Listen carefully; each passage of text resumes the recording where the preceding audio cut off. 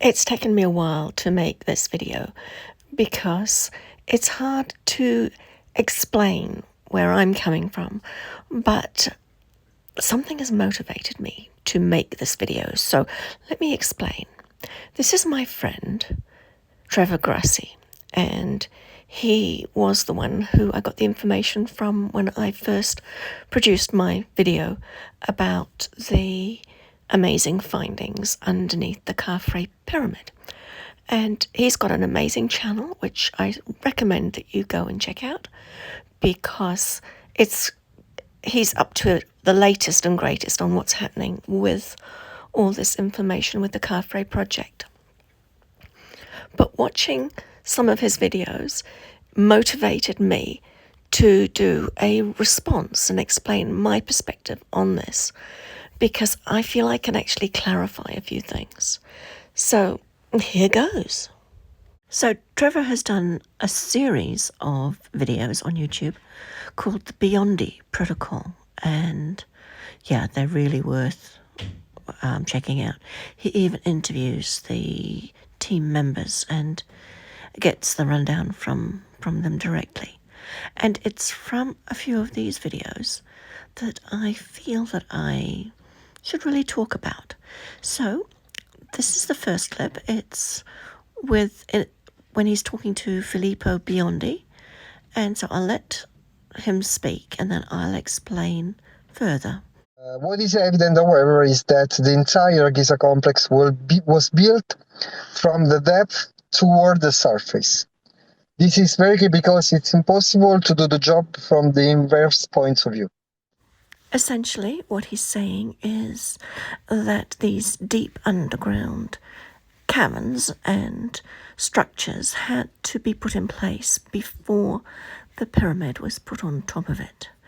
And of course, that makes perfectly good sense. But we have other places where the same thing applies. There's the Hawira labyrinth, which goes deep, deep down into the ground, and then had some structures on the surface. And we also have the Osirian, which also conforms to the same standard.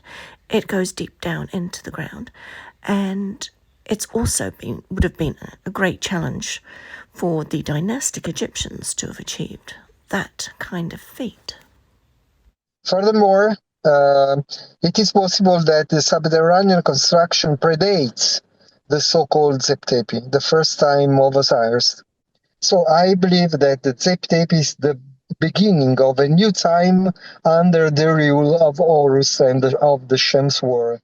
So I think what he's saying here is that these structures are not just ancient, they're very, very ancient.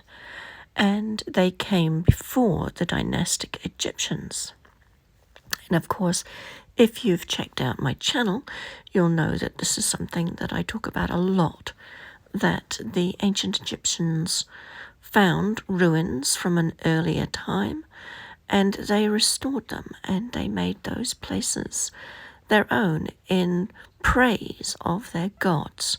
So they thought by restoring these places, they would gain favor with their particular gods, who they thought this was the place of the gods. The land that we are actually known with the name of Atlantis, they traveled towards the land of Kemet to restart their civilization in that point, and they, in my opinion, built the structures beneath the Giza Plateau. So, was it Atlantis? In my opinion, yes, it was. But for me, it wasn't called Atlantis, it was called Tantau. And he described Kemet, but from my perspective, it was just Kim. And it was in the vicinity of 36,000 years ago that it all started. And if you want to know in more detail my opinion on what this location was all about, I will put a link in the description for the videos that I have made over the past 4 years that will explain in more detail what Khem was all about. You may not believe in past life regression, and I fully understand if you think that's a load of dingo's kidneys, but that's my source, because I have had, let's call them dreams, regression dreams, all my life of a previous civilization, but it was not called Atlantis. It was called Tantal. And one of the places that was part of that civilization was Khem. So, if you want to know more about what I've seen in these weird dream regressions, check out my other videos. But the fact is that I have been talking about this before the Khafre pyramid project was providing this evidence and talking about it now. So it's something that, whether you believe in reincarnation or not, it's interesting that I have actually been talking about it. And I felt like a bit of a voice all on my own for a very long time. And then I heard this information was coming out, and I thought, oh my goodness, this is going to basically prove that what I've been saying is right. And so that's how I came to be one of the first YouTubers. Well, I was the very first YouTuber to get this information out. But my point is, I've been talking about this long before this information came out. I have travelled extensively through Egypt, and my reasons for doing that is looking for evidence for the things within Egypt, or Khem, that I have seen in my past life regressions. And I think that when I started it, I was looking for evidence to prove it to myself, not to prove it to anybody else.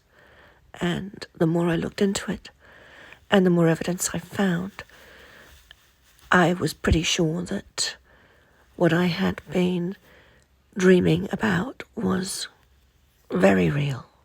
And even though the name Atlantis was never used in any of my dream regressions, it has the same look and feel as the place described by Plato.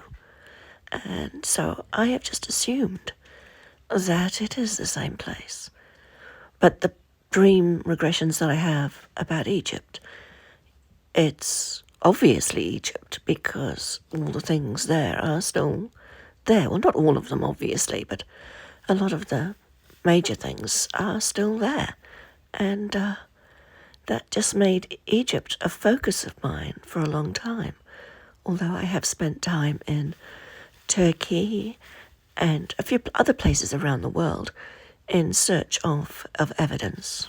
So when Filipo BIONDI says that the people from Atlantis left and came to Khem after the disaster, I don't agree with that. Khem was a part of Atlantis for the main time of Atlantis. It was one of the